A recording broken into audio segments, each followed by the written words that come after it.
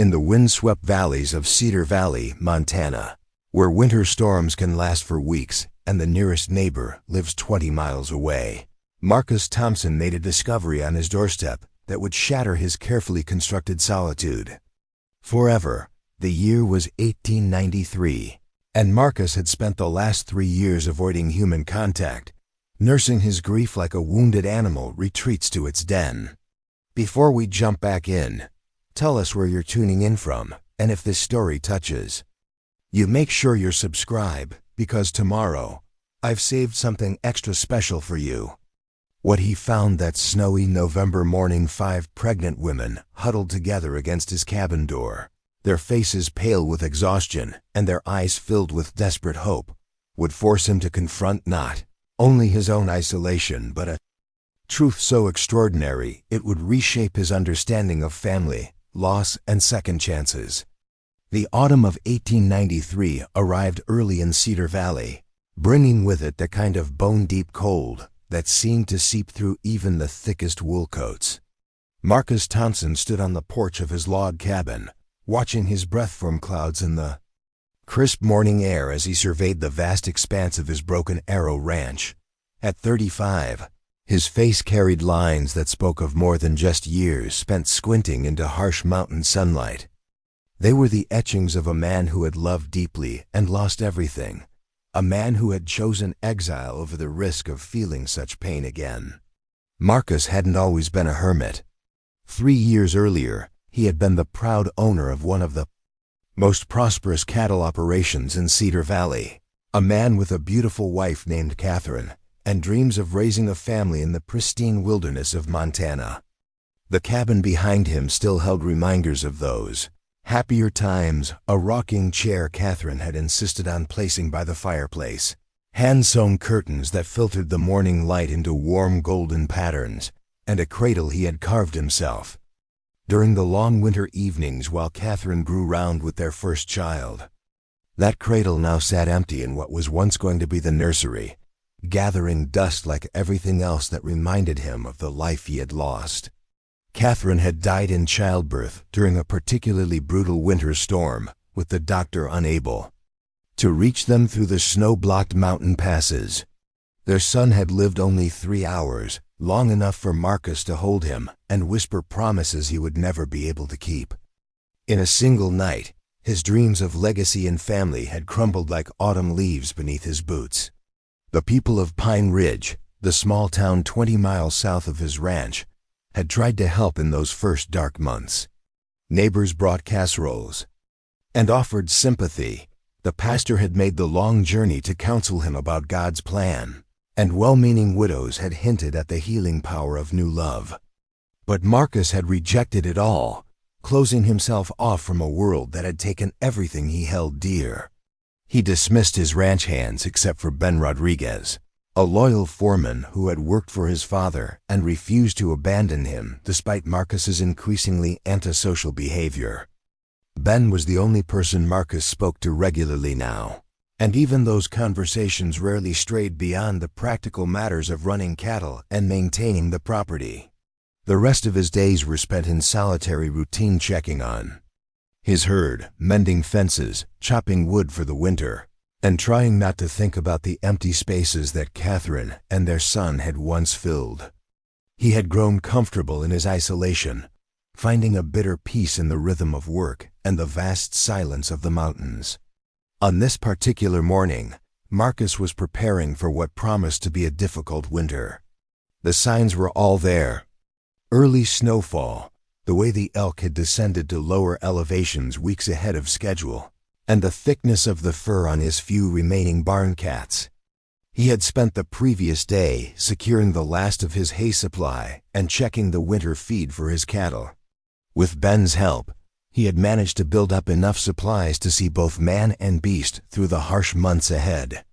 As he stepped down from the porch to begin his morning rounds, the sound of approaching horses caught his attention.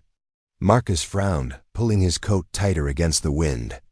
Visitors were rare, especially this late in the season when smart people were preparing for winter rather than traveling mountain roads.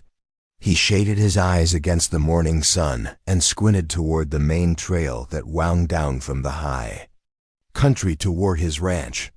What he saw defied immediate comprehension. A single covered wagon, its canvas top torn and flapping in the wind, was making its slow way down the treacherous mountain road. The horses pulling it looked exhausted, their heads hanging low as they navigated the rocky terrain. But it was the figures huddled on the wagon seat that made Marcus's heart skip with concern. Even from a distance, he could see that something was desperately wrong. As the wagon drew closer, Marcus could make out more details that filled him with growing alarm. The driver appeared to be a young woman, her face pale and drawn with exhaustion. Beside her sat another woman, equally weary. And in the back of the wagon, he could glimpse additional figures wrapped in blankets. The horses were stumbling now, clearly at the end of their endurance, and the wagon swayed dangerously with each bump and rut in the makeshift road. Marcus ran toward the approaching wagon, his boots slipping on the frost-covered ground.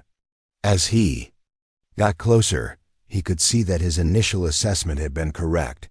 The driver was indeed a young woman, probably no more than 25, with auburn hair escaping from beneath a worn woolen cap.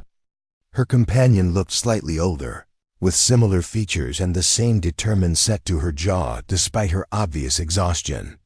But what struck Marcus most powerfully was the unmistakable shape of pregnancy clearly visible beneath their heavy coats. The lead horse stumbled badly just as Marcus reached them, nearly going to its knees before struggling back to its feet. The young woman driving the wagon looked at Marcus with eyes that held a mixture of relief and desperate hope. "Please," she said, her voice barely more than a whisper carried on the cold wind. "We need help. We've been traveling for days, and the horses can't go much further." Marcus didn't hesitate. "Drive up to the cabin," he called out, pointing toward his home. "I'll help you unhitch the team and get everyone inside where it's warm." As the wagon slowly made its way the final 100 yards to his cabin, Marcus found himself running alongside it, steadying the exhausted horses and trying to process what he was witnessing.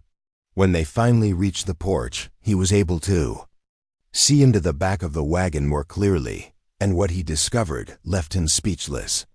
There weren't just 2 women, there were 5.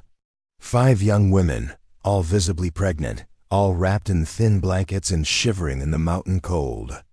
They ranged in age from what looked like barely 20 to perhaps 30, and despite their exhaustion and obvious hardship, Marcus could see a striking family resemblance among them all. The same auburn hair, the same green eyes, the same determined expression that spoke of shared strength and mutual protection. "My God," Marcus breathed, quickly moving to help the first woman down from the wagon seat. "How long have you been traveling? Where did you come from?" The woman he helped down, clearly the eldest of the group, swayed on her feet as soon as she touched the ground. "We've been on the road for nearly 2 weeks, she said, accepting his steadying arm gratefully. "We came from the copper mining camps in the northern mountains, our town. There was an accident." Marcus didn't press for more details as he helped the other women down from the wagon. Each of them was clearly in the later stages of pregnancy, and all showed signs of exhaustion, inadequate food, and exposure to the elements. Their clothes were worn and patched, their faces gaunt despite their condition, and their hands were raw from cold and hard travel. "We'll get you all inside and warmed up first," Marcus said, already moving toward his cabin door. "Explanations can wait until you're safe and comfortable." His cabin, which had felt spacious for one lonely man, suddenly seemed cramped as he ushered 5 pregnant women through the front door. The main room, with its large stone fireplace and simple furniture, became a flurry of activity as the women helped each other settle onto his few chairs and the bench he had built along one wall. Marcus quickly built up the fire, grateful that he had cut and stacked plenty of wood in preparation for winter. "My name is Sarah," the eldest woman said, once they were all seated near the warmth of the fireplace. "This is Emma, Rachel, Hannah, and Grace." She indicated each of her companions in turn, and Marcus noticed that she introduced them in what appeared to be descending order of age. "We're truly grateful for your kindness, Mr. Thompson." Preparing and narrating this story took us a lot of time, so if you are enjoying it, subscribe to our channel. It means a lot to us. Now back to the story. "Marcus Thompson," he replied, already moving toward his kitchen area, "and you don't need to thank me. Anyone would have done the same." He paused, looking at their condition with growing concern. "When did you last have a proper meal?" The women exchanged glances, and it was Emma who answered. "Yesterday morning, we finished the last of our supplies. We've been rationing for days, trying to make everything last until we could reach a town or find help." Marcus felt a surge of anger, not at these women, but at whatever circumstances had left 5 pregnant women traveling alone and underfed through dangerous mountain country. "Well, that ends now," he said firmly. "I'll put together something substantial for all of you." As he worked in his kitchen, preparing what would normally have been a week's worth of food for him alone, Marcus found himself stealing glances at his unexpected guests. Now that they were out of the cold and seated in good light, the family resemblance was even more striking. They all shared variations of the same features: the auburn hair that caught the firelight, the green eyes that seemed to hold depths of both sorrow and strength, and a similar delicate bone structure that spoke of shared parentage. But it was more than their physical appearance that marked them as family. Marcus observed the way they unconsciously arranged themselves, with Sarah clearly taking the protective role of eldest sister, how Emma seemed to anticipate Hannah's needs before she voiced them, and how Grace, despite being the youngest, showed a maturity beyond her years in the way she quietly helped the others settle in. These were women who had faced hardship together and developed the kind of unspoken communication that only comes from shared blood and shared trials. "Mr. Thompson," Sarah said as he returned from the kitchen with a pot of stew he had been slow cooking for his own dinner, "we don't want to impose any longer than necessary. If you could just direct us toward the nearest town, we'll continue on our way in the morning." Marcus looked at her as if she had suggested jumping off a cliff. "Ma'am, with all due respect, none of you are in any condition to be traveling, especially not with winter coming on. The nearest town is Pine Ridge, and it's 20 miles of rough mountain road. Besides," he added, ladling the stew into bowls, "there's a storm coming. I can feel it in the air.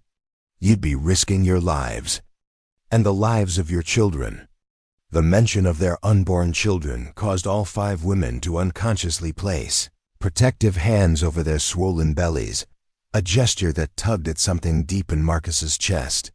He had performed that same protective gesture countless times when Catherine had been carrying their son, the instinctive movement of parents wanting to shield their children from any possible harm.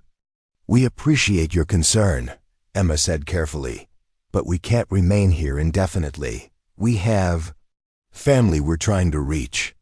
There was something in the way she said family that suggested the situation was more complicated than a simple reunion, but Marcus decided not to pry. Instead, he focused on the immediate practical concerns. "Where is this family located?" "California," Grace spoke up for the first time, her voice soft but clear. "We have relatives in Sacramento who've agreed to take us in." Marcus nearly choked on his stew. "California, ladies, it's November. You're looking at traveling through some of the most dangerous mountain passes in the country, with winter storms already starting. And that's assuming you make it through the desert before the spring thaws. In your condition." He trailed off, not wanting to be indelicate, but needing them to understand the reality of their situation. "We don't have a choice," Sarah said, quietly but with unmistakable determination. "We can't go back, and we can't stay where we are. California is our only option." The finality in her voice suggested a story that went deeper than simple wanderlust or adventure-seeking. Marcus found himself studying each of the women more carefully, noting details he had missed in his initial concern for their immediate welfare. Their clothes, while worn and travel-stained, had once been of good quality. Their hands, despite being roughened by recent hardship, showed signs of having been cared for and protected from hard labor. These weren't women accustomed to the kind of desperate poverty that would normally drive people to attempt such a dangerous journey. "What happened in the mining camp?" Marcus asked gently. "You mentioned an accident." The sisters exchanged looks again, and Marcus could see a silent conversation taking place among them. It was Rachel who finally spoke, her voice heavy with grief. "There was a mine collapse, a bad one. The entire north shaft came down during the night shift." She paused, her hand moving unconsciously to her belly. "Our husbands, they were all working that shift." The simple statement hit Marcus like a physical blow. All 5 sisters were widows, all pregnant with children who would never know their fathers. The scope of their tragedy began to make sense. The reason for their flight from the mining camp, their determination to reach distant family, and the particular kind of devastation that showed in their eyes despite their efforts to remain strong. "I'm sorry," Marcus said, and meant it. His own loss had been devastating, but he had faced it alone. These women were dealing with their grief while simultaneously preparing to bring new life into the world, and they were doing it together, supporting each other through what must have been an unimaginable ordeal.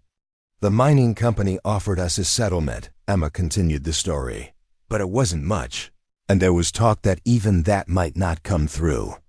The town itself was dying, the mine was the only source of work, and with the collapse, everyone was leaving. We couldn't stay, and we couldn't support ourselves and our children there." Marcus began to understand the desperate calculation that had led to their dangerous journey. Staying meant slow starvation in a dying town. Traveling meant risk, but also the possibility of reaching family who could provide the security and support they needed to raise their children. "When are you due?" he asked, looking around at all of them. "I mean, how much time do you have before?" "I'm the furthest along," Hannah said, speaking up for the first time. "Maybe 6 weeks, if I'm calculating right. Sarah and Emma are probably 8 weeks behind me, and Rachel and Grace are somewhere in between." Marcus did some quick mental arithmetic and felt his heart sink. Even under the best conditions, with proper medical care and adequate rest, the sisters were facing 5 births within a matter of months. The idea of them attempting to travel to California in their condition, through winter mountain passes and hostile desert country, was not just dangerous, it was almost certainly suicidal. "Ladies," he said carefully, choosing his words with deliberate thought, "I understand your desire to reach your family in California, and I respect your determination. But I have to tell you honestly, attempting that journey now, in your condition and with winter coming on, is incredibly dangerous. You're not just risking your own lives, but the lives of your children. What would you suggest we do instead?" Sarah asked, though her tone suggested she already knew what he was going to say and wasn't entirely opposed to hearing it. Marcus looked around at the 5 women, noting the exhaustion that went deeper than simple physical tiredness, the worry lines that had appeared around their eyes, and the way they unconsciously leaned on each other for support. A plan was already forming in his mind, born partly from practical concern and partly from something deeper, a recognition that perhaps his isolation had been broken for a reason. "Stay here for the winter," he said simply. "All of you. I have the space, I have the supplies, and come spring, if you still want to continue to California, I'll help you get there safely. But right now, what you need is rest, proper food, and a safe place to have your babies." The suggestion hung in the air between them like smoke from the fireplace, and Marcus could see each woman processing the implications. They would be placing themselves under the protection of a man they had just met, in a location isolated from any other help or support. At the same time, he was offering them exactly what they needed most: safety and security during the most vulnerable time of their Lives. That's very kind of you, Mr. Thompson, Sarah said finally. But we couldn't impose on your hospitality for such an extended period. And we couldn't offer you anything in return for such generosity. Marcus felt a smile tug at the corners of his mouth, the first genuine expression of happiness he had experienced in longer than he could remember. Ma'am, I've been living alone in this cabin for 3 years, talking to no one but my foreman and my cattle. Believe me, the company would be payment enough. Besides, he added, becoming more serious, I lost my wife and child in circumstances not entirely different from yours. If I can help prevent other children from losing their mothers, then maybe that gives some meaning to my own loss. The personal revelation seemed to shift something in the dynamic between Marcus and the 5 sisters. They looked at him with new understanding, recognizing in his eyes the same kind of grief they carried in their own hearts. It was Grace who spoke first, her young voice carrying surprising wisdom.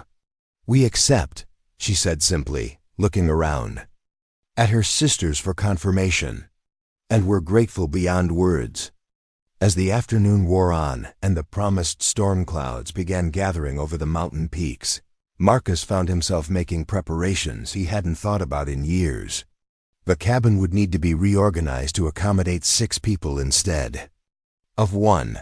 Sleeping arrangements would have to be figured out, food supplies calculated and probably supplemented, and a dozen other practical matters addressed. But more than the logistics, Marcus was grappling with the emotional reality of no longer being alone. For the first time in 3 years, his cabin was filled with voices, with the rustle of skirts and the soft murmur of conversation. The sisters had settled into his space with a naturalness that suggested they were accustomed to making the best of difficult circumstances, and their presence seemed to breathe life back into rooms that had been silent for too long. As evening approached and the first snowflakes began to fall outside his windows, Marcus Thompson realized that his carefully constructed solitude had come to an end. 5 pregnant widows had arrived at his door seeking shelter and an offering. To them, he had unknowingly opened himself to possibilities he had thought were buried forever with Catherine and their son. What he didn't yet realize was that the story these women carried with them, and the truth about their connection to each other and to his own past, would prove far more complex and life-changing than he could possibly imagine. The Collins sisters had secrets of their own, and their arrival at Broken Arrow Ranch was not quite the coincidence it appeared to be. The morning brought fresh snow and crystal-clear air that made every distant peak seem close enough to touch. Marcus woke before dawn, as was his habit, but for the first time in 3 years, he paused before leaving his bed to listen to the unfamiliar sounds drifting through his cabin walls. Soft voices murmured in the main room, the gentle clatter of dishes being quietly arranged, and the whisper of skirts against wooden floors. The Collins sisters were awake and moving about, trying to organize their temporary home without disturbing their host. Marcus dressed quickly and emerged from his small bedroom to find a scene that stopped him in his tracks. Sarah was carefully stoking the fire while Emma arranged their few belongings in neat piles along one wall. Rachel was examining the contents of his kitchen cupboards with the practiced eye of someone accustomed to making much from little, and Hannah sat in the rocking chair by the window, her hands resting on her prominently rounded belly as she gazed out at the snow-covered landscape. Grace, the youngest, was quietly sweeping the floor with a broom she must have found in his storage room. They had transformed his austere bachelor quarters into something approaching a home in the space of a single morning. The efficiency of their movements spoke of women who had learned to work together seamlessly, each anticipating the other's needs and contributing without discussion or direction. It was a dance of shared domesticity that Marcus had forgotten could exist. "Good morning, Mr. Thompson," Sarah said, noticing his appearance. "I hope we didn't wake you. We're early risers by necessity." "Please call me Marcus," he replied, suddenly feeling formal address was inappropriate given their circumstances. "And you didn't wake me," I'm usually up before sunrise anyway. Rachel looked up from her exploration of his pantry. I was taking inventory of what you have available. If we're going to be here through the winter, we should plan meals carefully to make sure everyone stays well fed. She paused, her expression becoming slightly embarrassed. I hope you don't mind me poking through your supplies. Marcus shook his head. Not at all. Actually, I'm grateful. Meal planning for 6 people is beyond my experience. He moved toward the kitchen area. What's the situation? Better than I expected, Rachel admitted. You're well stocked with preserved meats, dried beans, flour, and root vegetables. With careful management and some creative cooking, we should be able to maintain good nutrition through the winter months. She gestured towards several sacks in the corner. Though we'll need to supplement with fresh meat when possible, especially for the pregnant women. That won't be a problem, Marcus assured her. I'm a decent hunter, and I know these mountains well. Fresh venison and elk are readily available, and I've got good relationships with my cattle. We won't go hungry. Emma approached from where she had been examining the sleeping arrangements. Marcus, we need to discuss the practical aspects of our situation. 5 women sharing a single-room cabin with 1 man presents certain challenges. Marcus felt heat rise in his cheeks as he realized the implications he hadn't fully considered the night before. In his concern for their immediate welfare, he hadn't thought through the delicate social complications of their arrangement. Of course, I should have thought of that sooner. We've been discussing it among ourselves, Sarah interjected. We can manage sleeping arrangements modestly and appropriately, but we'll need to establish some guidelines that protect everyone's reputation and comfort. I can build a partition, Marcus offered immediately.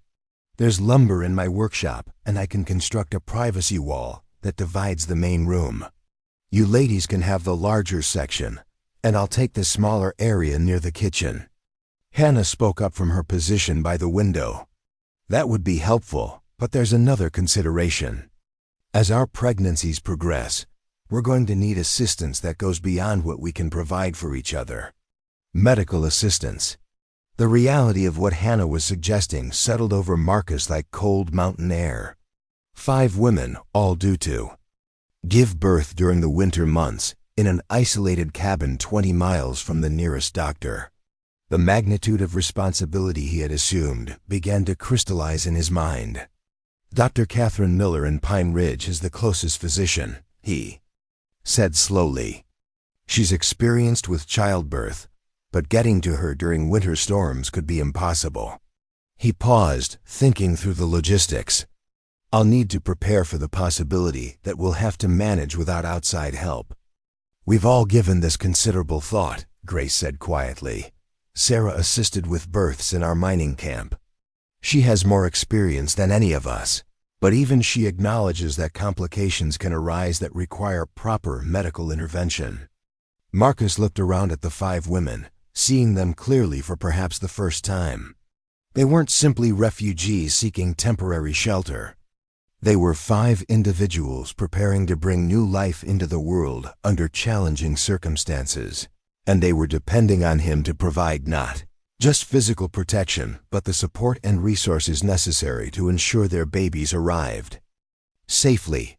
We'll make it work, he said with more confidence than he felt. Whatever it takes. The days that followed established a rhythm that gradually transformed the cabin into something Marcus had never experienced but found himself treasuring. The sisters divided household responsibilities among themselves with an efficiency that spoke of long practice. Sarah, as the eldest, naturally assumed a supervisory role, but her authority was gentle and collaborative rather than commanding. Emma proved to have a gift for organization, creating systems for everything from meal planning to laundry that maximized their limited resources. Rachel's culinary skills turned Marcus's basic provisions into varied and nourishing meals that somehow seemed to satisfy everyone despite their simple ingredients. Hannah, despite being furthest along in her pregnancy, insisted on contributing what she could. often taking charge of mending and sewing tasks that could be done while seated. Grace, though the youngest, showed a maturity that impressed Marcus daily. She seemed to anticipate problems before they arose and quietly solved them without drawing attention to her contributions. Marcus found himself adapting to shared living with surprising ease. The presence of the sisters filled a loneliness he hadn't fully acknowledged, and their quiet companionship began to heal wounds he had thought were permanent. Evenings by the fireplace became times of shared stories and gentle conversation. The women gradually revealed more about their lives in the mining camp, painting pictures of a close-knit community where the Collins family had been well regarded and the sisters had been known for their mutual devotion. "Our parents died when Grace was just 16, Emma explained one evening as snow fell steadily outside the windows. Sarah was already married to Thomas, but when she became widowed, she came back to help raise the rest of us. We've been taking care of each other ever since." "Thomas was your first husband?" Marcus asked, realizing he had assumed all 5 women had lost their spouses in the mining accident. Sarah nodded, her expression growing distant. "He died of pneumonia about 4 years ago. We didn't have enough money for me to live independently, so I moved back home with my parents until they passed. Then I married again, to David, who was killed in the mine collapse along with Emma's husband Robert, Rachel's husband Michael, Hannah's husband James, and Grace's husband William." The complexity of their shared tragedy began to emerge more clearly. These weren't just 5 sisters who had lost their husbands simultaneously. They were women who had spent years caring for each other through multiple losses and hardships, developing bonds that went deeper than simple family obligation. "You've been each other's strength through everything," Marcus observed, and saw nods of agreement around the group. "We decided early that we would face whatever came together," Grace said. "When the mine collapse happened, there was never any question that we would stay together and make decisions as a family." Marcus found himself increasingly impressed by their unity and strength. As the weeks passed and winter settled more firmly over Cedar Valley, he watched the sisters navigate the challenges of pregnancy and confined living with remarkable grace.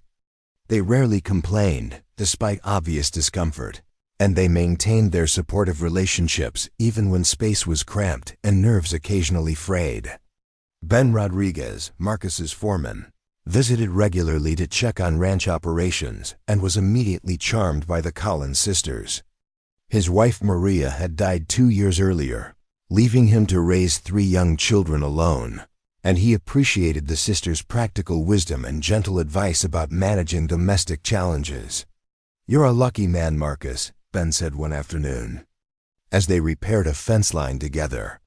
5 angels dropped out of heaven onto your doorstep." "They're remarkable women," Marcus agreed, though he was beginning to suspect there was more to their story than they had yet revealed. His suspicions were confirmed when Dr. Catherine Miller made the difficult journey from Pine Ridge to check on the pregnant women.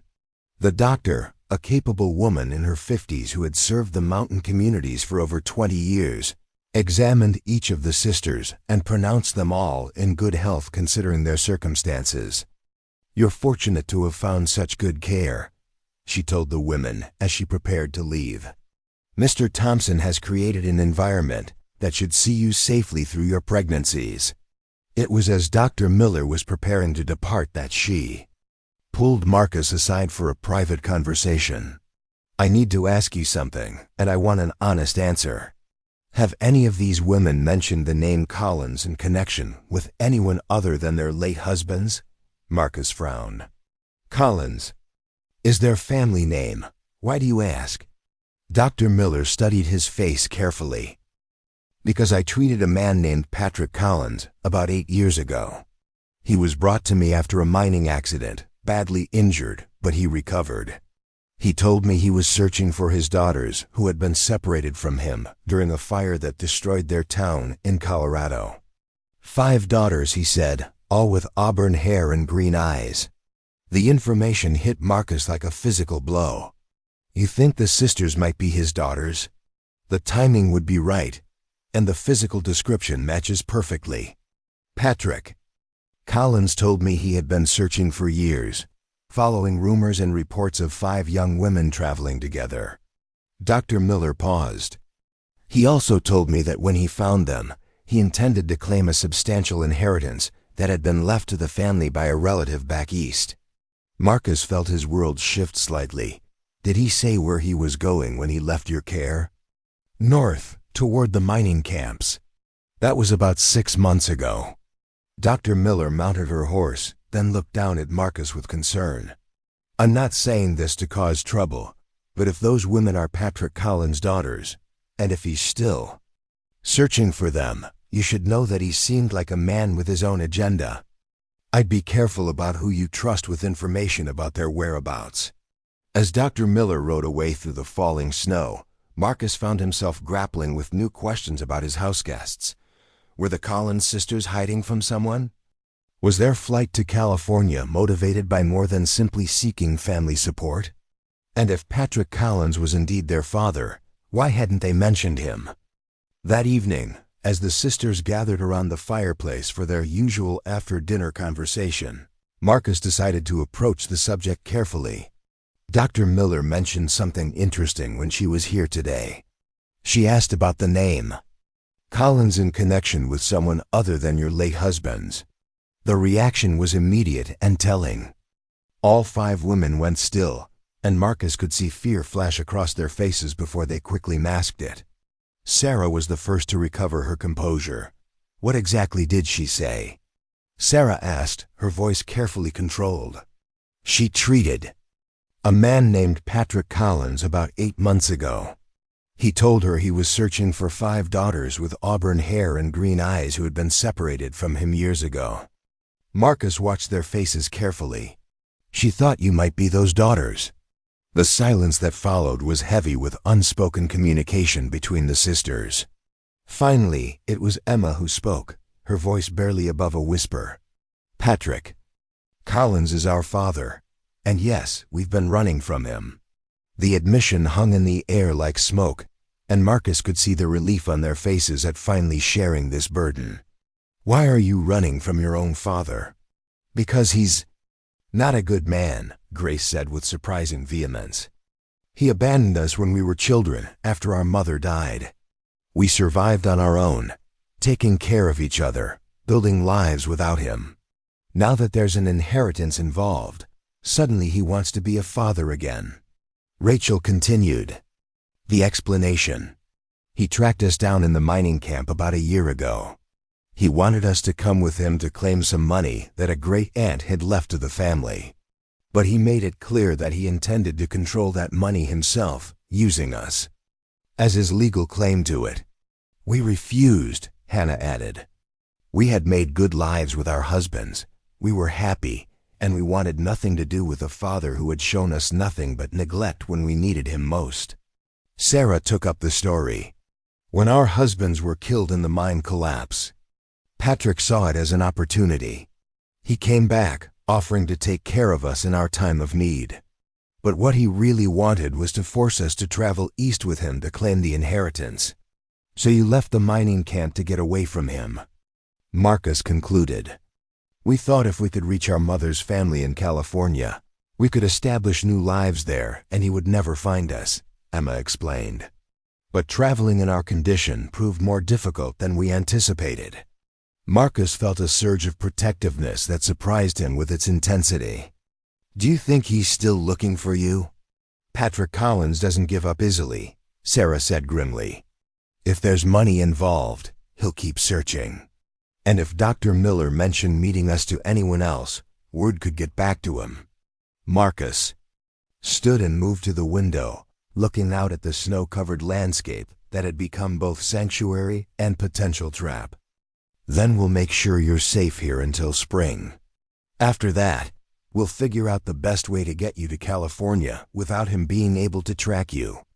Grace looked up at him with grateful tears in her eyes. Why would you do all this for us? You don't owe us anything. Marcus turned back to face the 5 women who had brought life and purpose back into his lonely existence. Because everyone deserves to make their own choices about their lives. And because in the short time you've been here, you've given me something I thought I'd lost forever. What's that? Sarah asked softly. Hope, Marcus replied simply. Hope that life can be good again, that families can be built from choice rather than just blood, and that sometimes the people who need each other most find their way to the same place. As the wind howled around the cabin and the snow continued to fall, Marcus Thompson realized that his commitment to protecting the Collins sisters had evolved beyond simple hospitality. These 5 women and their unborn children had become his responsibility and his purpose. Whatever challenges lay ahead, he would face them to ensure that Sarah, Emma, Rachel, Hannah, and Grace could build the safe, free lives they deserved. But even as he made this silent vow, Marcus couldn't shake the feeling that Patrick Collins represented only one of the dangers they would face before spring brought the possibility of a new beginning. December arrived with the kind of blizzard that could trap people for days, but inside the cabin, warmth and contentment prevailed. Marcus had completed the partition that divided the main room, creating separate sleeping areas that preserved everyone's modesty while maintaining the communal space around the fireplace. The sisters had settled into their new environment with remarkable adaptability, transforming what had been a sparse bachelor's quarters into a home filled with the gentle bustle of daily life. Hannah's condition was advancing rapidly, and Dr. Miller's prediction that she would be the first to give birth seemed increasingly accurate. Marcus found himself paying close attention to her movements and expressions, watching for signs that her time might be approaching. The responsibility weighed on him more heavily as the days passed, knowing that if complications arose during the winter months, he might be the only help available. It was during one of these December snowstorms that Marcus first noticed the rider watching the ranch from the ridge above the valley. Ben had pointed out the distant figure during their morning check of the cattle, a lone horseman who seemed to be observing the property rather than simply passing through. Could be nothing, Ben said, adjusting his hat against the driving snow. But it's strange for anyone to be out in this weather unless they have specific business. Marcus borrowed Ben's field glasses and studied the ridge carefully. The rider was too far away to make out clearly, but something about his posture and the deliberate way he positioned himself suggested surveillance rather than casual travel. After several minutes, the figure disappeared behind the tree line. But Marcus's unease remained. Keep an eye out, he told Ben. If you see him again, let me know immediately. When Marcus returned to the cabin, he found the sisters gathered around Hannah, who was experiencing what appeared to be false labor pains. Sarah was timing the contractions while Emma prepared hot towels and Rachel organized the medical supplies they had gathered in preparation for the births. How is she? Marcus asked quietly, not wanting to intrude on what was clearly a woman's domain, but needing to know if he should attempt to reach Dr. Miller. The pains are irregular and not intensifying, Sarah replied, her experienced hands gently examining her sister. I think it's just her body preparing, but we should be ready for the real thing to start any time now. Grace looked up from where she was boiling water. Marcus, is there any way to get word to Dr. Miller that Hannah's time might be close? Marcus considered the question, weighing the dangerous conditions against the potential need for professional medical assistance. I could try to reach Pine Ridge, but it would be risky in this storm. And even if I made it, there's no guarantee the doctor could get back here safely. We understand, Hannah said from where she reclined against a pile of pillows. We've known from the beginning that we might have to manage on our own. Sarah has delivered babies before, and we have each other. The calm acceptance in her voice impressed Marcus, but it also highlighted the courage these women had shown throughout their ordeal. They faced uncertainty and potential danger with a strength that humbled him and made him more determined than ever to provide whatever protection and support he could. Over the following days, the mysterious rider appeared twice more, always at a distance and always seeming to observe rather than approach. Marcus began varying his routines, taking different paths when checking on the cattle and positioning himself where he could watch the approaches to the ranch without being easily seen. The behavior suggested someone conducting reconnaissance, and given what the sisters had told him about their father, Marcus's suspicions were growing stronger. His concerns were confirmed when Ben arrived at the cabin one morning with news that made Marcus's blood run cold. "There's a man in Pine Ridge asking questions about 5 women traveling together. Sheriff Wilson sent word through one of the ranch hands. The man claims to be searching for his daughters." The sisters exchanged looks of fear and resignation. "He's found us," Sarah said simply. Patrick always was persistent when something he wanted was at stake.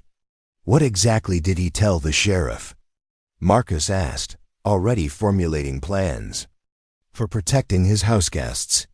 Said his daughters had run away after their husbands died, that he was concerned for their welfare and wanted to bring them home to family who could care for them properly." Ben's expression showed what he thought of that explanation. Sheriff Wilson said the man seemed more interested in their exact location than their welfare. Marcus felt anger building in his chest. Did Wilson tell him anything? Sheriff's a good man. He said he hadn't heard of any women matching that description, but he'd keep an eye out. Ben paused. "Problem is, there's not much stopping this. Patrick Collins from asking around at the other ranches. Someone's bound to have seen the wagon when the ladies arrived." Emma stood abruptly, her hand pressed to her lower back. "We have to leave. We can't put Marcus in danger because of our problems." "You're not going anywhere," Marcus said firmly. "Not in your condition, not in this weather, and not because some selfish man thinks he can claim ownership over grown women who've made their own choices." "You don't understand," Rachel protested. "Patrick can be violent when he doesn't get his way. If he thinks you're keeping us from him, he could cause real trouble." Marcus moved to the window and looked out at the snow-covered landscape that had become both fortress and prison. "Then we'll be ready for trouble. Ben, can you stay close to the ranch for the next few days? I want someone watching the approaches at all times." "Already planned on it," Ben replied. "And I've got a couple of the hands from the Morrison place who'll help keep watch." Nobody thinks much of a man who'd track down his pregnant daughters like a bounty hunter. The knowledge that Patrick Collins was in the area cast a shadow over the cabin's previously peaceful atmosphere. The sisters became more watchful, jumping at unexpected sounds, and rarely venturing outside even for brief periods. Marcus found himself checking and rechecking his rifle, making sure ammunition was readily available, and planning defensive positions around the property. It was during this tense period that Hannah's real labor began. Marcus woke in the early hours of a bitter cold morning to the sound of Sarah's voice calling his name urgently. He emerged from his sleeping area to find the sisters gathered around Hannah, who was clearly in the grip of strong contractions. "Her water broke about an hour ago," Sarah reported efficiently. "The contractions are regular now, about 5 minutes apart. This is definitely the real thing." Marcus felt a combination of excitement and terror. After months of preparation and anticipation, they were about to bring the first of the Collins babies into the world, but they would be doing it without professional medical support and with the additional stress of knowing Patrick Collins was searching for them. "What do you need me to do?" he asked, rolling up his sleeves. "Keep the fire burning hot," Emma instructed, taking charge of the preparations. "We need plenty of hot water, clean towels, and good light. Rachel is preparing the birthing area, and Grace is organizing the supplies." Marcus threw himself into the tasks, grateful to have specific responsibilities that kept his mind off the potential complications. He fed the fire until the cabin was almost uncomfortably warm, heated water in every available pot, and arranged oil lamps to provide the brightest possible illumination around Hannah's makeshift birthing bed. As the morning progressed, Hannah's labor intensified. She bore the pain with remarkable composure, supported by her sisters who took turns holding her hands. bathing her forehead with cool cloths and murmuring encouragement. Marcus found himself marveling at the way they worked together, each seeming to know instinctively what needed to be done and when. "I can see the head," Sarah announced sometime after noon, her voice filled with excitement and relief. "Hannah, you're doing beautifully. Just a few more pushes." Marcus positioned himself near the fireplace, close enough to help if needed, but far enough away to preserve Hannah's privacy. He could hear the sisters' encouraging voices, Hannah's efforts. And then suddenly, the unmistakable sound of a newborn's first cry. "It's a girl," Sarah called out, her voice thick with emotion. A beautiful, healthy little girl. The joy that filled the cabin was almost tangible. Marcus heard the sisters laughing and crying simultaneously, celebrating the safe arrival of the first baby while marveling at the miracle they had just witnessed. When Sarah finally invited him to meet the newest member of their makeshift family, Marcus approached with reverence, awed by the tiny, perfect human being cradled in Hannah's arms. "She's beautiful," he said softly, noting the baby's auburn hair and the unmistakable Collins family features already visible in her delicate face. "What will you name her?" Hannah looked down at her daughter with infinite tenderness. "Hope," she said simply. "Her name is Hope." The symbolism wasn't lost on anyone in the room. After months of fear, uncertainty, and flight from danger, they had successfully brought new life into the world. Hope seemed like the perfect name for a baby who represented the possibility of better days ahead. The next few days were filled with the gentle chaos of caring for a newborn while maintaining watch against potential threats. Baby Hope proved to be a content infant, nursing well and sleeping peacefully between feedings. Hannah recovered from the birth with remarkable speed, aided by her sister's attentive care and Marcus's efforts to ensure she had everything she needed. But even as they celebrated Hope's arrival, the threat posed by Patrick Collins remained. Very real. Ben reported that the man had been seen in the area again, apparently widening his search pattern and asking more pointed questions about isolated ranches that might be sheltering travelers. "He's getting closer," Ben warned during one of his evening visits. "Morrison said a man matching his description was asking about your place specifically yesterday. Wanted to know if you'd had any visitors recently." Marcus felt his jaw tighten. What did Morrison tell him? Said he minded his own business and suggested the man do the same. Ben's expression was grim.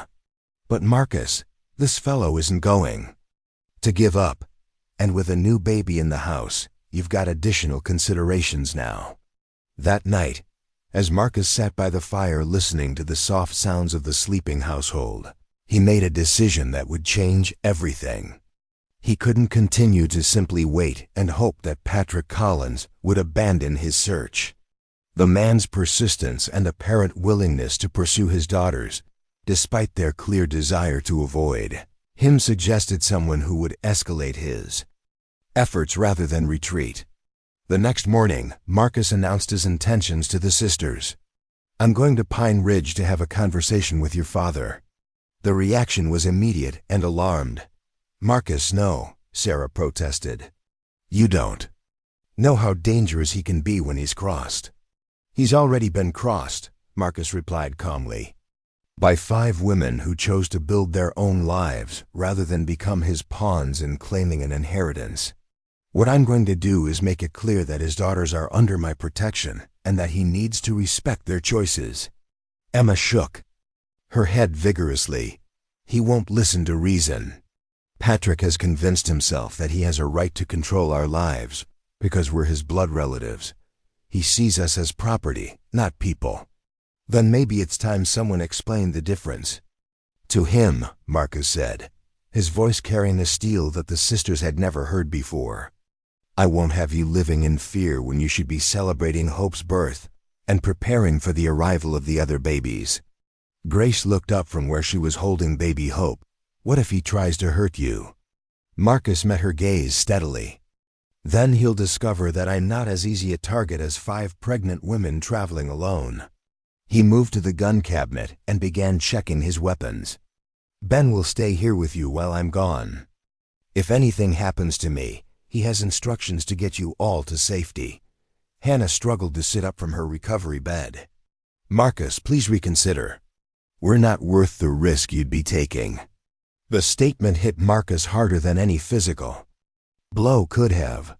He turned to face all 5 women, seeing in their faces the same lack of self-worth that had driven them to accept dangerous travel conditions, rather than fight for their right to live freely. You are worth every risk, he said. Firmly, hope is worth every risk. The babies you're still carrying are worth every risk. And the kind of life you deserve to build for yourselves and your children is worth every risk I could possibly take. Sarah wiped tears from her eyes. How did we get so lucky as to find you? Marcus smiled, feeling more certain of his purpose than he had since Catherine's death. I think maybe we all found each other when we needed it most.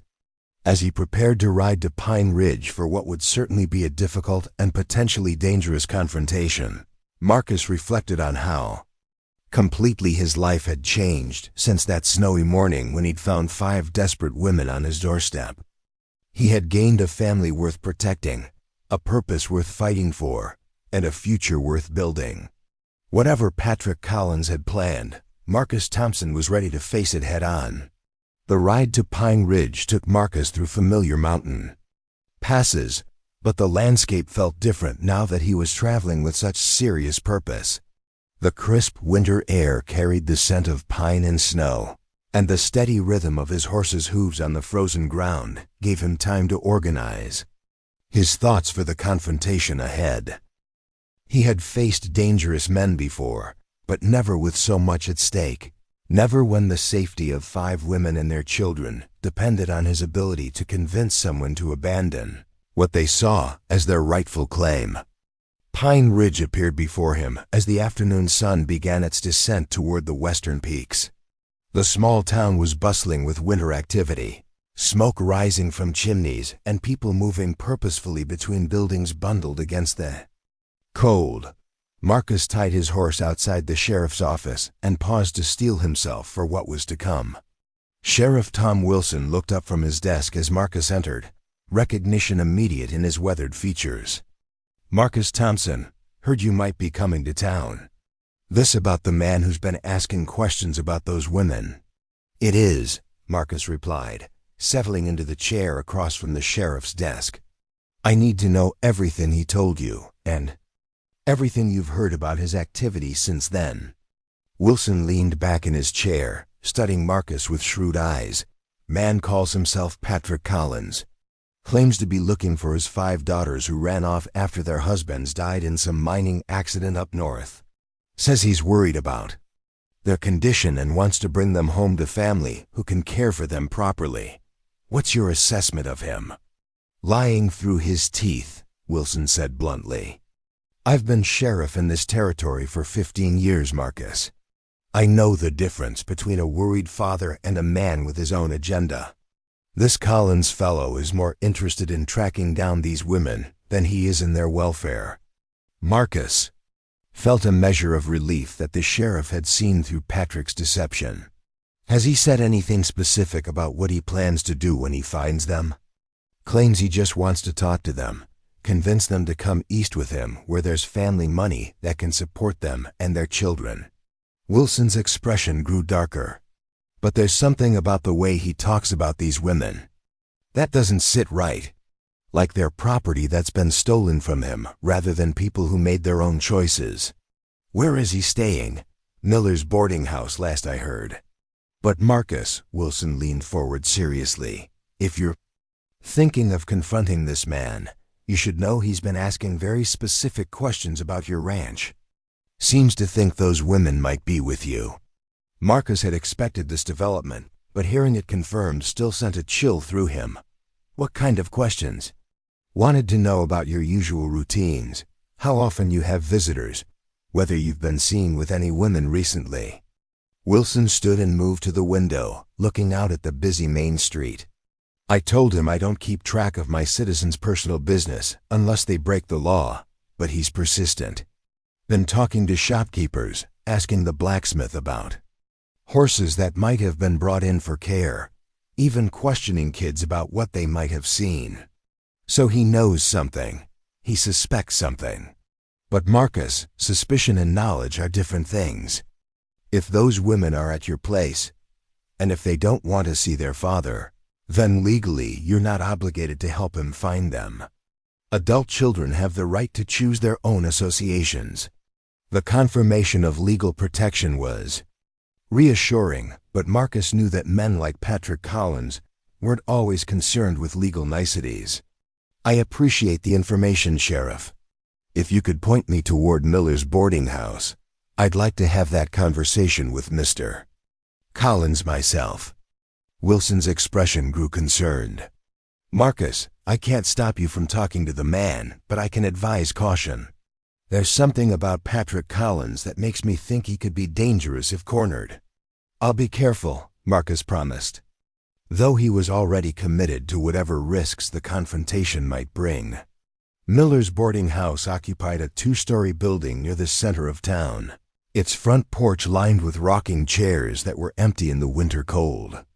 Marcus climbed the steps and entered the modest lobby, where Mrs. Miller herself sat behind a desk working on account books. Marcus Thompson, she greeted him with a smile. Don't often see you in town during winter. What brings you to Pine Ridge? I'm looking for Patrick Collins. I understand he's staying here. Mrs. Miller's expression shifted, becoming more cautious. He is, though I can't say he's been the most pleasant guest. Room 6, upstairs. But Marcus, that man has been asking a lot of questions about you and your ranch. You might want to be careful. I appreciate the warning, Marcus replied, already heading toward the stairs. He found room 6 and knocked firmly on the door. After a moment, heavy footsteps approached from inside, and the door opened to reveal a man who was unmistakably the father of the Collins sisters. Patrick Collins shared their auburn hair, though his was streaked with gray, and the same green eyes, though his held a hardness that was completely absent from his daughter's gentle gazes. He was taller than Marcus had expected, with broad shoulders and hands that spoke of years of hard physical work. Patrick Collins, Marcus said without preamble. I'm Marcus Thompson. I think we need to talk. Recognition flashed in Patrick's eyes, followed immediately by calculation. Marcus Thompson from the Broken Arrow Ranch. I've been hoping to meet you. He stepped back and gestured for Marcus to enter the small room. Please come in. The room was Spartan but neat, with Patrick's few belongings organized with military precision. Marcus noticed a map of the area spread on the small table, with several locations marked in red ink, including his own ranch. I imagine you know why I'm here, Patrick said, closing the door behind them. My daughters. 5 young women who lost their husbands in a mining accident and made some poor decisions about their futures in their grief. Poor decisions like choosing to live their own lives rather than being controlled by a father who abandoned them years ago. Patrick's eyes flashed with anger, but he controlled his response. I see they've told you their version of events. I'm sure it paints me as quite the villain. They told me the truth, that you left them to fend for themselves after their mother died, that you only came back when there was money involved, and that they want nothing to do with you. Those girls don't understand what's best for them, Patrick said, his voice taking on a paternalistic tone that made Marcus's skin crawl. They're pregnant, widowed, and vulnerable. They need family protection, not the charity of strangers. Marcus kept his voice level despite the anger building in his chest. They're grown women who have proven they can take care of themselves and each other. They don't need protection from anyone who won't respect their choices. Patrick moved closer, and Marcus could see the predatory intelligence that his daughters feared. Mr. Thompson, I appreciate your concern for my girls, but this is a family matter. I'm sure you understand that a father has both rights and responsibilities toward his children. Not when those children are adults who've explicitly rejected his involvement in their lives. They're confused and frightened, Patrick insisted. Once they understand that I can provide security for them and their babies, they'll see reason. The inheritance from their great-aunt is substantial enough to ensure all 5 of them live comfortably for the rest of their lives. Under your control. Patrick's facade of paternal concern slipped slightly. Under proper family guidance. Yes, these women have shown they make poor decisions when left to their own devices. Running away to California in their condition, risking their lives and their babies' lives on dangerous mountain roads. Marcus realized he was dealing with a man who genuinely believed he had the right to control his adult daughters' lives. The combination of greed and twisted familial authority made Patrick Collins more dangerous than simple malice would have. Mr. Collins, I'm going to be very clear about something. Your daughters are safe, they're cared for, and they're making their own decisions about their futures. They don't want to see you, they don't want your help, and they don't want to be part of whatever scheme you've devised around this inheritance. Patrick's composure cracked further. Are you telling me you're hiding my daughters from me? I'm telling you that 5 adult women have made their own choices, and those choices don't include you. Those women are carrying my grandchildren, Patrick snarled, his voice rising. I have rights regarding my family's welfare. You have no rights over adults who want nothing to do with you, Marcus replied firmly. And you certainly have no rights over their children. Patrick stood abruptly, moving to the window and staring out at the street below. When he turned back to Marcus, his expression had shifted from anger to cold calculation. Mr. Thompson, I think you misunderstand the situation. I'm not some drifter making unreasonable demands. I have resources, connections, and legal standing as the father of those women. If necessary, I can make life very difficult for anyone who interferes with my family relationships. The threat was clear, but Marcus had expected it. And I think you misunderstand my position, Mr. Collins. I'm not some isolated rancher who can be intimidated. I have my own resources and connections, and I'm prepared to use them to protect people who've asked for my help. This isn't over, Patrick said, his voice dropping to a menacing whisper. One way or another, I will speak with my daughters. And when I do, they'll understand that their current situation is temporary at best. Marcus stood, recognizing that the conversation had reached its natural conclusion. Mr. Collins, I strongly suggest you reconsider your approach. Your daughters have made their choices clear. Continuing to pursue them against their will isn't going to end well for anyone involved. As Marcus reached for the door handle, Patrick spoke again. Those babies they're carrying, Mr. Thompson, those are Collins' children, part of the Collins legacy. Even if their mothers refuse to see reason, those children deserve to know their family heritage and benefit from their rightful inheritance. The statement sent ice through Marcus's veins. Patrick wasn't just interested in controlling his daughters. He was already making plans for their children. The threat was both immediate and long-term, and it confirmed Marcus's worst fears about the man's intentions. Good day, Mr. Collins, Marcus said coldly, opening the door. I trust you'll give serious consideration to what we've discussed. As Marcus descended the stairs and left the boarding house, his mind was already racing through the implications of what he had learned. Patrick Collins was more dangerous than they had anticipated, not just because of his persistence, but because of his apparent belief that he had legitimate claims over both his daughters and their unborn children. The man's resources and connections meant he could potentially create legal challenges or use other forms of pressure to force a confrontation. The ride back to the ranch seemed longer than usual, with Marcus's thoughts consumed by the need to develop a more comprehensive plan for protecting the Collins sisters. The simple hope that Patrick would eventually give up and leave the area had been shattered by their conversation. This was a man who would escalate his efforts rather than retreat, and Marcus needed to be prepared for whatever came next. As the Broken Arrow Ranch came into view through the gathering dusk, Marcus felt a renewed sense of determination. The cabin's warm glow through the windows represented everything he had come to value: the safety and happiness of 5 remarkable women, the new life they had brought into the world, and the hope for a future built on choice rather than obligation. Ben Rodriguez was waiting for him as he dismounted near the barn. "How did it go?" "About as badly as expected," Marcus replied grimly. "Patrick Collins isn't going to give up. If anything, talking to him convinced me that he's more dangerous than we thought. What's the plan?" Marcus looked toward the cabin, where he could see shadows moving behind the curtained windows, knowing that inside, the Collins sisters were caring for baby Hope and preparing for the arrival of the other children who would soon join their makeshift family. "We prepare for a siege," Marcus said simply. "And we make sure that when Patrick Collins makes his next move, we're ready for him." The confrontation in Pine Ridge had clarified the stakes and confirmed Marcus's worst fears about Patrick Collins' intentions.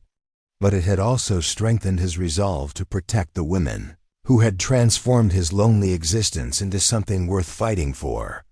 Whatever challenges lay ahead, Marcus Thompson was committed to ensuring that the Collins sisters and their children would have the freedom to choose their own destinies. The attack came 3 days later, just before dawn, when the world was wrapped in the quiet stillness that precedes sunrise. Marcus had been maintaining a careful watch schedule with Ben, taking turns monitoring the approaches to the ranch while the other rested. It was during Marcus's shift that he spotted the movement on the eastern ridge, multiple figures positioning themselves with the practiced coordination of men accustomed to working together. Patrick Collins hadn't come alone. Through his field glasses, Marcus counted at least 6 men spread across strategic positions overlooking the cabin.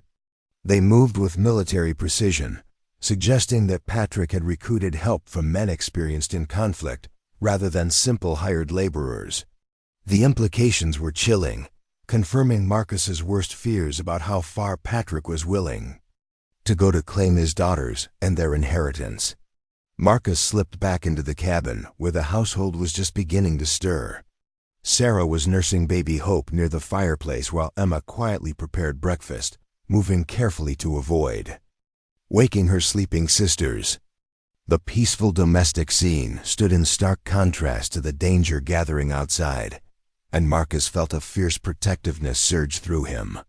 "Ben," he called softly, rousing his foreman from sleep. "We have company."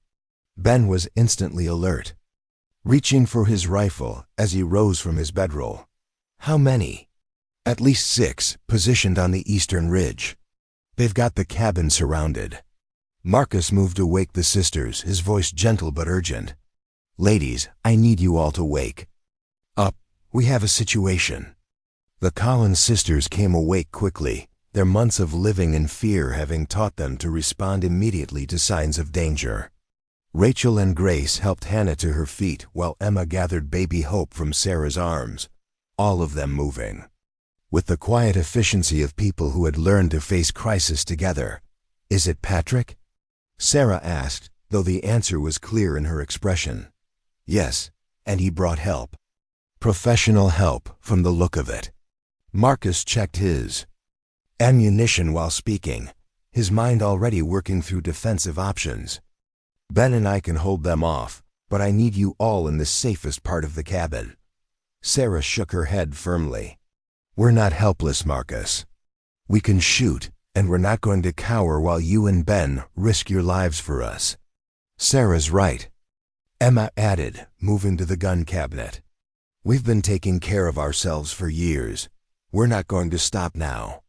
Before Marcus could argue, a voice called out from beyond the cabin, Patrick Collins' tone carrying the authority of a man accustomed to being obeyed. "Marcus Thompson, I know you're in there with my daughters. Send them out, and no one needs to get hurt." Marcus positioned himself at the window where he could see the ridge while remaining mostly concealed. "This is private property, Collins. You and your men are trespassing." "Those women are my daughters," Patrick shouted back. "I have every right to speak with them and ensure their welfare." They're pregnant and vulnerable, and they need proper family care. Sarah appeared at Marcus's shoulder, her voice strong as she called out to her father. We don't want to see you, Patrick. We've made our choice, and we're staying here. Sarah, you don't understand what you're saying. Patrick's voice took on the condescending tone that had driven his daughters away years earlier. You're confused and frightened, making decisions based on emotion rather than logic. I'm here to help you, to provide for you and your babies.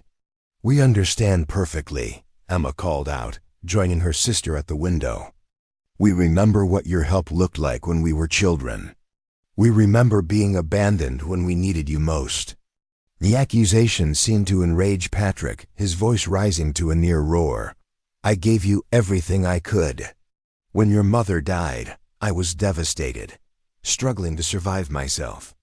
I did what I thought was best. You did what was easiest, Grace added, her young voice carrying surprising strength. And now you only want us back because there's money involved. Marcus could see movement among the men on the ridge, weapons being positioned for what appeared to be a coordinated assault. Collins, you have 1 minute to take your men and leave this property. After that, we'll consider you hostile intruders and respond accordingly. I'm not leaving without my daughters, Patrick declared. And I'm prepared to use whatever force is necessary to ensure their safety and welfare. The final threat galvanized everyone in the cabin. Marcus quickly organized their defenses, positioning Ben at the back window while he took the front. The sisters spread out to other windows, their rifles ready despite their advanced pregnancies. Baby Hope was placed in the safest corner of the cabin, wrapped in blankets and cushioned against any stray bullets. The first shots came from the ridge as Patrick's men attempted to disable the cabin's defenses without directly targeting the women inside. Bullets splintered the window frames and punched holes in the wooden walls, filling the air with the sharp crack of gunfire and the smell of gunpowder. Marcus returned fire carefully, aiming to discourage rather than kill, though he was prepared to escalate if necessary. Ben's shots from the rear window were more aggressive, his anger at anyone threatening the women he had come to regard as family evident in his precise targeting. The sisters proved to be better marksmen than Marcus had expected, their shots forcing Patrick's men to keep their heads down and limiting their ability to advance on the cabin. Sarah's experience in the mining camps had apparently included learning to handle firearms, and she had clearly passed those skills on to her sisters. Marcus, Rachel called from her position at the side window. 2 of them are trying to circle around to the barn. If they get there, they'll have a clear shot at the back of the cabin. Marcus evaluated the tactical situation quickly.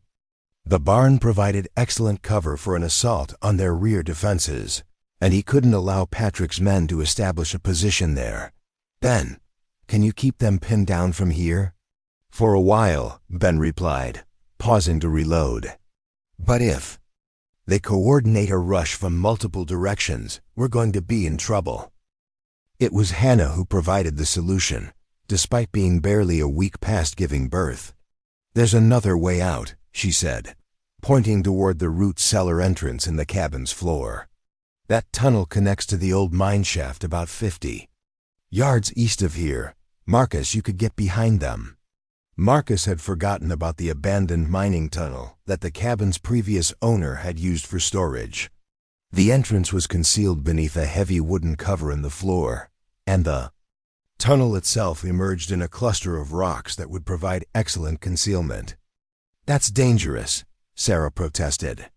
If something happens to you out there, we're defenseless. If I don't stop them from reaching the barn, we're defenseless anyway, Marcus replied, already moving toward the cellar entrance. Keep them busy. For 10 minutes, that's all I need. Emma grabbed his arm as he lifted the wooden cover. Marcus, be careful. We can't lose you. The simple statement, delivered with such heartfelt emotion, reminded Marcus of how much these women had come to mean to him. I'll be back, he promised. Take care of each other until I am. The tunnel was cramped and dark, forcing Marcus to crawl through decades of accumulated debris and spider webs. The sound of gunfire continued above him, muffled by earth and timber, but still clearly audible. He emerged from the concealed exit among the rocks, exactly where Hannah had promised, with a clear view of Patrick's men attempting to reach the barn. From his new position, Marcus could see the full scope of Patrick's operation. The man had indeed hired professional gunmen, their movements coordinated and their equipment suggesting military or law enforcement backgrounds. But they were focused on the cabin and hadn't anticipated being flanked from an unexpected direction. Marcus's first shot took down the man closest to the barn, a non-fatal wound to the leg that nonetheless eliminated him from the fight. His second shot forced the others to seek cover, disrupting their careful advance and buying time for the defenders in the cabin. "Thompson's behind us," one of the gunmen shouted, and Marcus could see the uncertainty that information created among Patrick's hired help. Fighting women and an isolated rancher was one thing. Being outmaneuvered by someone who knew the terrain better than they did was another matter entirely. The tactical advantage Marcus had gained by flanking Patrick's position proved decisive. Unable to advance on the barn and now facing fire from two directions, the hired gunmen began to withdraw toward better defensive positions. Marcus used their confusion to work his way closer to the ridge where Patrick had positioned himself. He found Patrick Collins crouched behind a large boulder, his rifle trained on the cabin below. The man's face was twisted with rage and frustration as he watched his carefully planned assault falling apart. "It's over, Collins," Marcus announced, his rifle aimed at Patrick's back. "Call off your men and leave." Patrick spun around, his own weapon swinging toward Marcus, but he was too slow and too exposed. Marcus had the advantage of position and preparation, and Patrick quickly realized his disadvantage. "You don't understand what you're interfering with," Patrick snarled, though he lowered his rifle slightly. "Those women are my daughters, and those children they're carrying are my grandchildren.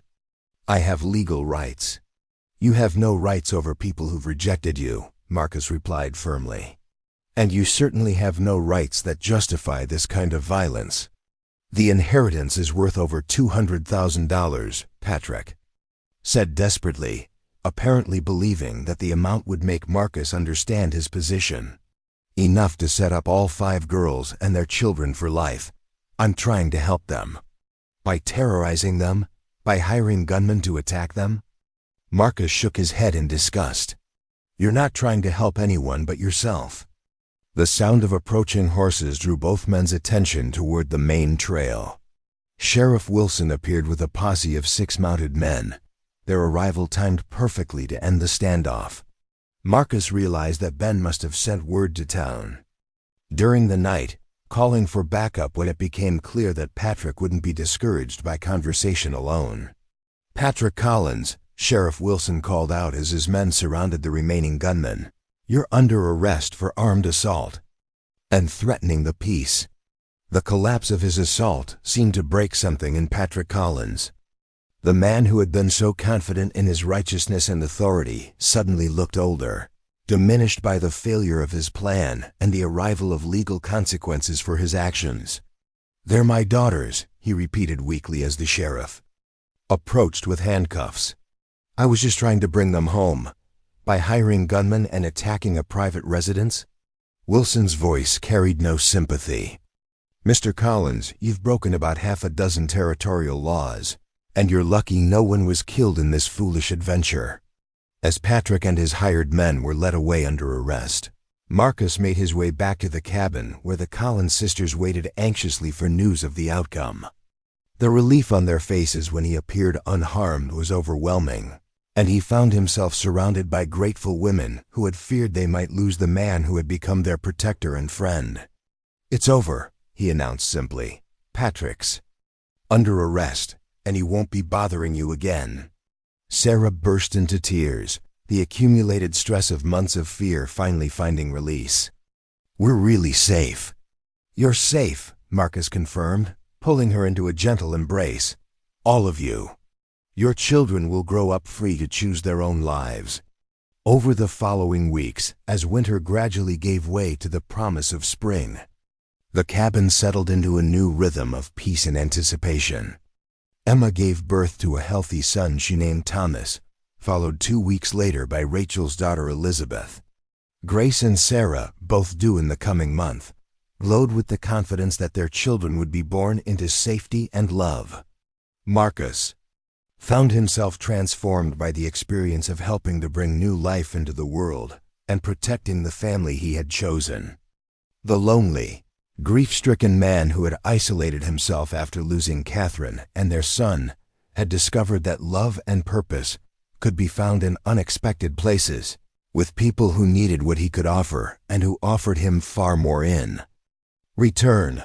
On a warm April morning, as he sat on the porch watching Sarah and Grace tend to the garden they had planted together, Marcus reflected on the journey that had brought them all to this point. 5 desperate women had arrived at his door seeking shelter, and in protecting them, he had found his own redemption. The Collins sisters had given him more than companionship and purpose. They had given him hope for the future, faith in the power of chosen family, and the knowledge that sometimes the most important battles are fought not for glory or gain, but for the simple right of good people to live free from fear and control. As baby Hope gurgled contentedly in Hannah's arms, and the other children played safely in the sunshine, Marcus Thompson knew that his life had found its true meaning in the sanctuary they had built together at Broken Arrow Ranch. Up next, you've got 2 more standout stories right on your screen. If this one hit the mark, you won't want to pass these up. Just click and check them out.